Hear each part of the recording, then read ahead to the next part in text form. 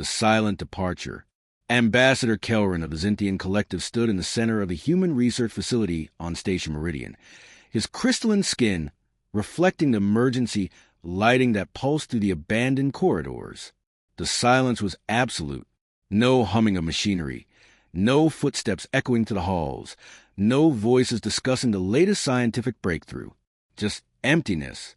3 days ago, this facility had housed 200 human scientists and their families. They had been working on quantum field stabilization, a project that every species in the Galactic Council had deemed interesting but not essential. Now they were gone, every single one of them. Kelrin moved slowly through the main laboratory. The equipment remained in perfect condition. Research notes were filed properly in the digital archives. Even the maintenance logs showed that every system had been serviced before departure. The humans had left nothing broken, nothing damaged. They had simply vanished. His communication device chimed. It was his assistant, Vera, calling from their ship in orbit. Ambassador, we have confirmed reports from 47 other human facilities across the sector. All empty. All departed within the same 72-hour period. Kelrin felt a chill run through his body, despite his species' inability to feel temperature. What about Earth? What about their home system? Silent, sir. Every communication frequency returns automated messages. No human is responding anywhere in the galaxy. The ambassador walked to the large observation window that overlooked the station's main hangar. He remembered standing in this exact spot 6 months ago during the Council's inspection tour.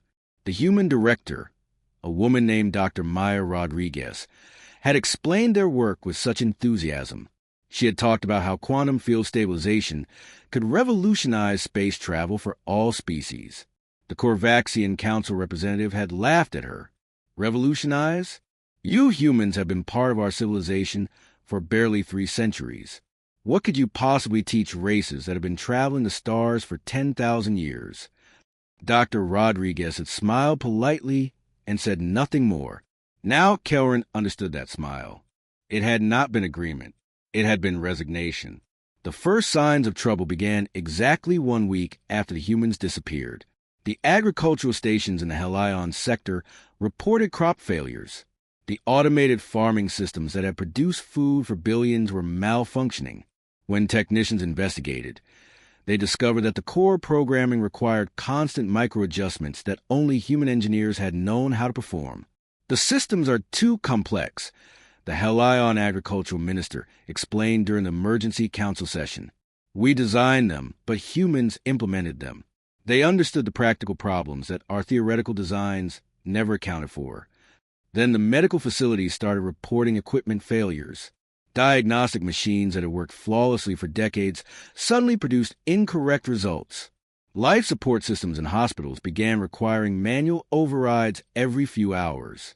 The Zintian medical chief discovered that human technicians had been making thousands of small calibrations daily, adjustments so minor that nobody had noticed them happening. Within 2 weeks, the crisis expanded to transportation. The quantum jump gates that connected every major system in the galaxy began experiencing synchronization errors.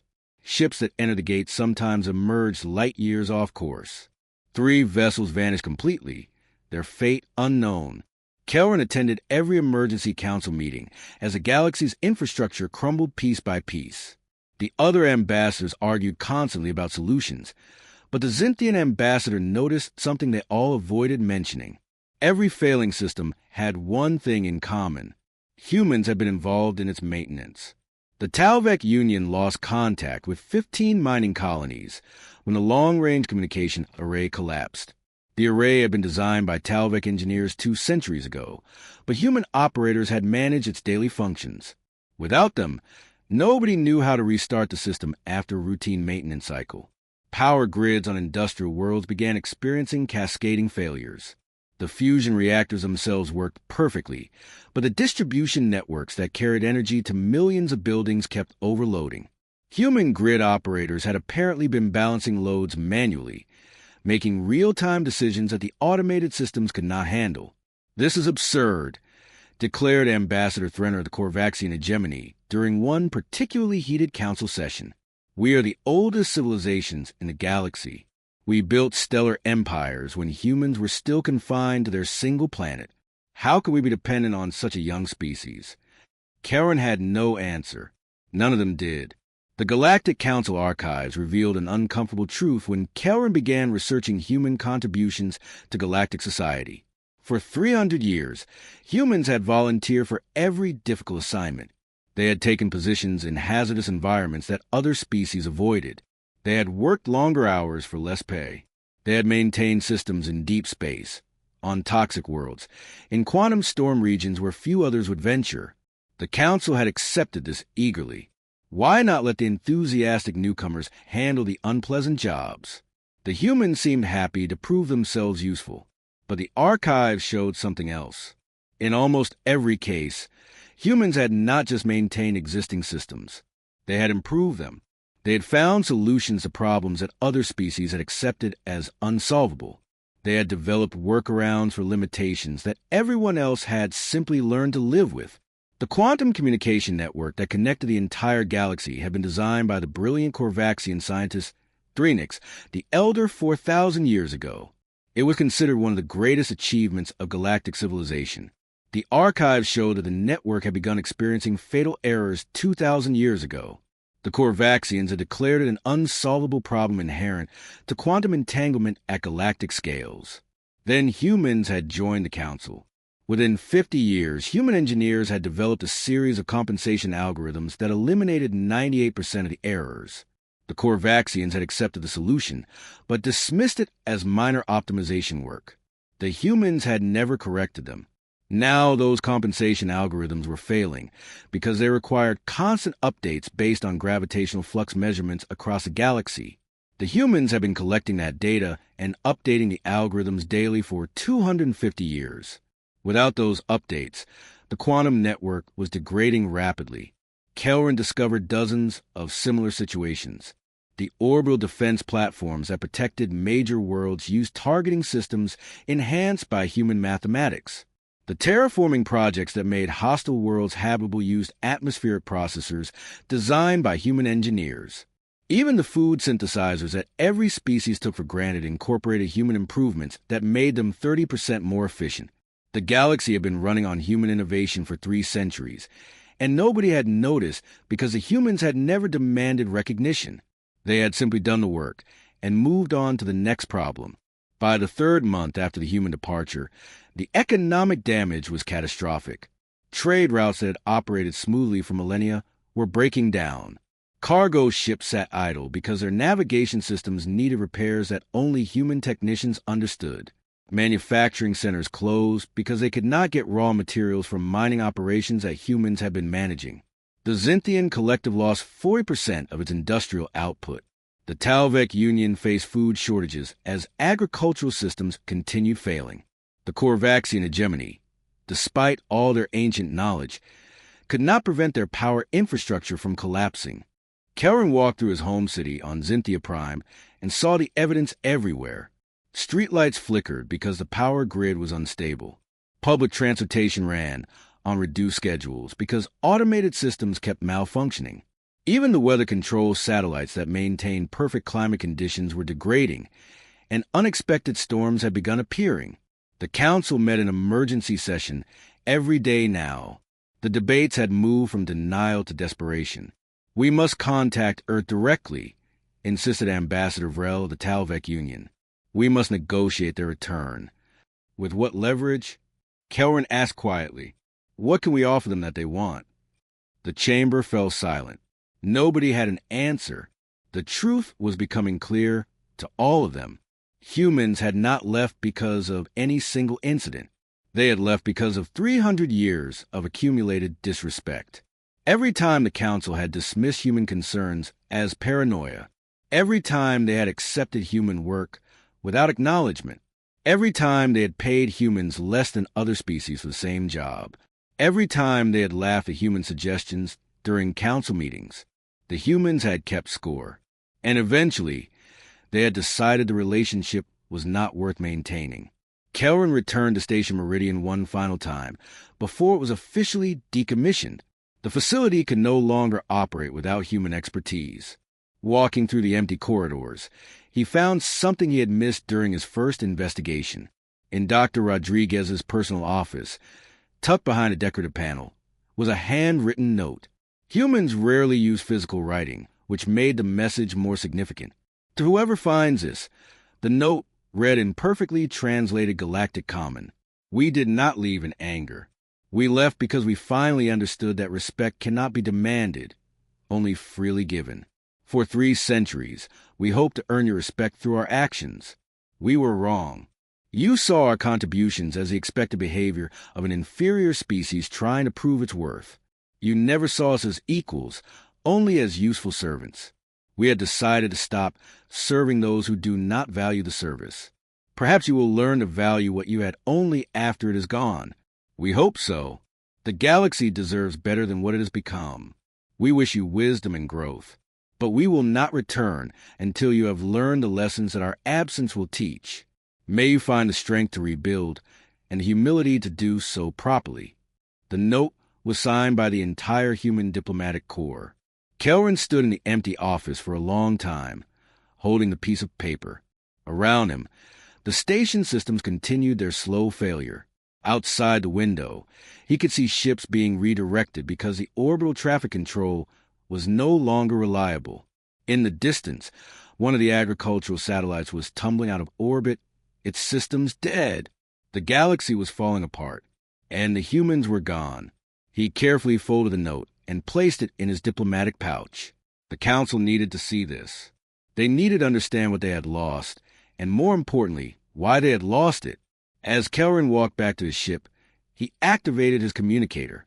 "Vera, schedule an emergency council session. Full attendance required.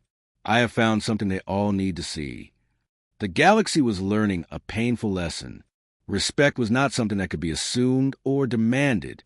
It had to be earned through recognition and reciprocated through value.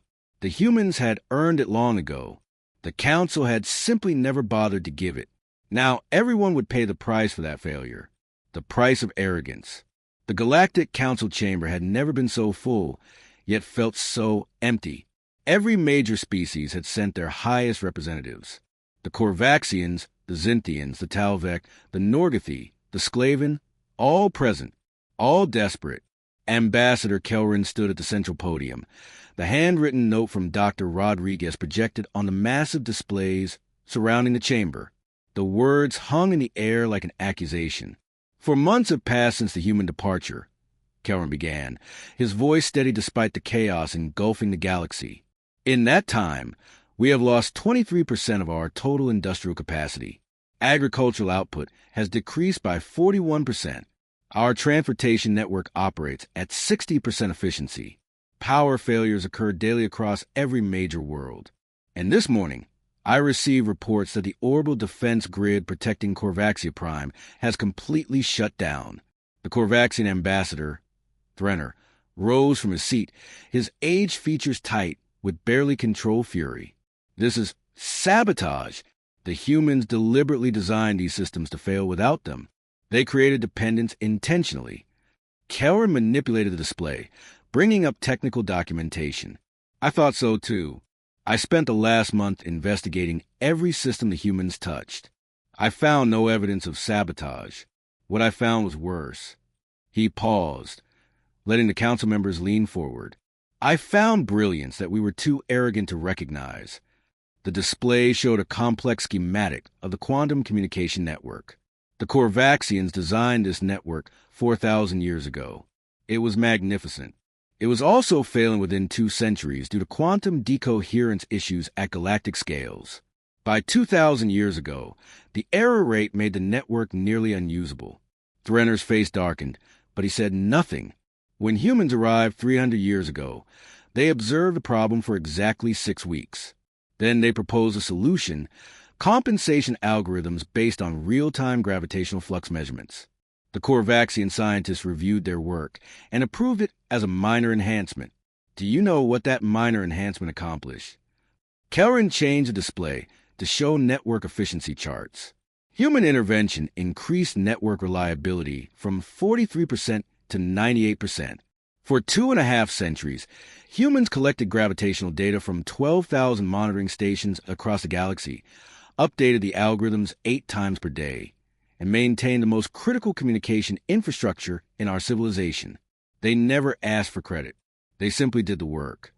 The chamber was silent now. The weight of the revelation settled over them like a physical force. This pattern repeats everywhere, Kelrin continued. The Talvek agricultural systems?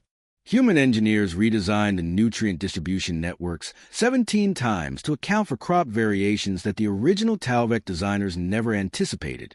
The Norgathy medical diagnostic equipment? Humans added real-time calibration systems that adjusted for hundreds of variables the original programming ignored. The Sklavin fusion reactor distribution grids? Humans created dynamic load balancing protocols that prevented overloads by predicting demand patterns milliseconds in advance. Ambassador Vrel of the Talvek Union stood slowly. Are you saying that humans were essential to every major system in our civilization? Not essential, Kelrin corrected. Superior. In every case where humans were involved in maintenance or operation, they improved the system beyond what the original designers thought possible. We assumed they were following our instructions. In reality, they were compensating for our limitations. A new voice interrupted. It came from the chamber's communication system, cold and mechanical. Incoming transmission from Deep Space Monitoring Station Epsilon 7. Priority Alpha. Automated emergency beacon. The display changed to show a sector of space beyond the galaxy's rim. Red warning indicators pulsed across the screen. Every ambassador in the chamber felt their blood run cold. What are we looking at? Asked the Norgathy representative. Kelrin manipulated the controls, enhancing the sensor data. What appeared made several ambassadors gasp. Massive objects, each larger than the moon, were moving through deep space toward the galaxy. The energy signatures were unlike anything in the galactic database. These contacts were detected by the Deep Space Monitoring Network, Kelrin explained, his voice tight. The network that humans built and maintained for the past 2 centuries. The network that we repeatedly defunded because we saw no purpose in watching empty space. How many objects? Threnor demanded. Current count is 16. Estimated arrival at the galactic rim in 7 months. The chamber erupted in panic. Ambassadors shouted questions, demanded explanations, called for immediate military mobilization. Kelrin let them panic for exactly 1 minute before speaking again. There is more. I need you all to see something. The display changed again, showing archive files that Kelrin had discovered in the abandoned human facilities. Military requisition orders, construction records, personnel transfers. When assembled together, they told a story that none of the council members had suspected. For 200 years, Kelrin said slowly, while we dismiss human concerns as paranoia, while we laugh at their suggestions to increase military readiness, while we reduce our defense budgets because we saw no threats, the humans were fighting a war. The display showed dozens of incident reports, all classified as minor accidents or equipment failures by human authorities. Kelrin had found the real records hidden in the archives. Each incident represented a battle against scout ships from an extragalactic force, ships that had been trying to locate and map the galaxy for invasion. The humans encountered the first scout ship 197 years ago, Kelrin explained. They destroyed it and found evidence of a massive civilization beyond our galaxy, a civilization that consumes entire galaxies for resources. The humans called them the Void Collective. More data appeared on the screens. Battle reports written in terse human military language. Casualty lists of human soldiers whose families have been told they died in industrial accidents. Records of weapons development projects disguised as civilian research. Construction logs for military installations hidden inside mining colonies. The humans built a defensive perimeter around our entire galaxy, Kelrin continued. They positioned monitoring stations, weapons platforms, and patrol fleets at every potential entry point. For nearly 2 centuries, they intercepted and destroyed every scout ship that tried to enter our space. They did this alone because they knew we would not believe them, because we had already dismissed their concerns too many times. Ambassador Threnor's voice was barely a whisper. How many battles?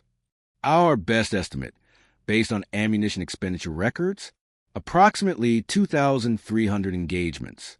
They destroyed every scout ship before it could transmit our location back to Void Collective. The chamber was silent except for the quiet sobbing of the Talvek ambassador. 2,300 battles. 2 centuries of constant vigilance. Thousands of human lives lost protecting a galaxy that had treated them as inferior. When did they stop? Someone asked. Kelrin pulled up the final entry in the human defense logs. It was dated exactly 1 week before the human departure. They did not stop. They withdrew. There is a difference. The display showed a tactical map of human space. Every system had been converted into a fortress. Massive shipyards orbited every planet. Defense stations bristled with weapons. The industrial capacity of human civilization had been redirected entirely toward military production. The humans did not abandon the galaxy, Kelrin said quietly. They abandoned us. They are still here, still preparing to face the Void Collective, but they will defend only human space. They have written off the rest of the galaxy as a loss. Can they win? Asked the Norgathy representative. Unknown, but based on their military buildup, they believe they have a chance to save themselves. Just not enough strength to save all of us. The implications settled over the Council like ash.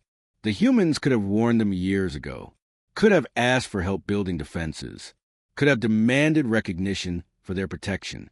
Instead, they had fought alone until they finally realized that the galaxy they were protecting did not value protection or protectors.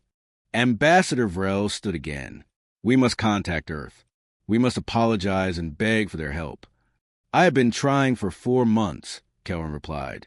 Every transmission receives the same automated response. This communication channel is no longer monitored. Please update your contact information. But there is no new contact information. The humans have sealed their borders completely. Then we send ships directly to Earth, Threnor said. We humble ourselves before them. We acknowledge our mistakes. Kelrin nodded slowly. I agree, but understand what we are truly asking. We are not just asking humans to forgive 300 years of disrespect. We are asking them to die protecting people who never valued their lives. We are asking them to share their limited resources with civilizations that hoarded resources from them. We are asking them to save us from consequences that our own arrogance created. What choice do we have? Vrel asked simply.